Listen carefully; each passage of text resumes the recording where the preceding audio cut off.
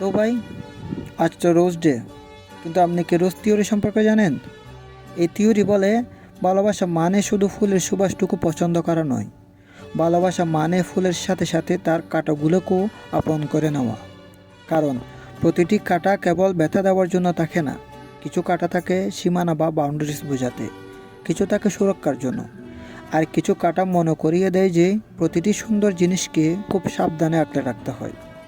আমাদের আসল জীবনেও যখন আমরা কাউকে ভালোবাসি, তখন কেবল তাদের ভালো দিকগুলোর সাথে জড়াই না। তাদের ইনসিকিউরিটি, তাদের হুটহাট মুড পরিবর্তন হওয়া, তাদের অতীত, কিংবা তাদের মন খারাপের নিস্তব্ধতা, এসবই হলো সেই গোলাপের কাঁটা। যে সত্যি ফুলকে ভালোবাসে সে এই কাঁটাগুলোকেও ভয় পায় না। সে জানে কিছু ব্যথাও কখনো কখনো যত্নেরই অংশ। আর যারা কাঁটা দিকে পালিয়ে যায়, তারা আসলে গোলাপের সৌন্দর্যেরই যোগ্য নয়। মনে রাখবেন, আপনি যদি কেবল সহজ আর হাসি খুশি মুহূর্তগুলো চান, তবে আপনি ভালোবাসা খুঁজছেন না, আপনি খুঁজছেন নিজের সুবিধা।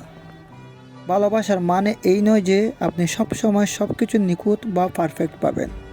ভালোবাসার মানে হলো যখন পরিস্থিতি একটু কঠিন হয়ে পড়ে, তখনও ধৈর্য ধরে পাশে থাকা। যে শুধু আপনার হাসি খুশি সময়ে পাশে থাকে, সে আপনার কেবল একজন প্রশংসাকারী। কিন্তু যে আপনার কঠিন সময়েও হাত ছাড়ে না, সেই ফুলের সাথে কাঁটা খুব বেছে নেই, আর সেই হলো আসল প্রেমিক। তাই কেউ যদি আপনার সব দোষ ত্রুটি বা কাঁটাগুলো জানা সত্ত্বেও আপনার পাশে থেকে যায়, তবে বুঝে নেবেন সে কেবল আপনার সুবাস নয়, সে আপনার অস্তিত্বকে ভালোবাসে। Happy rose day.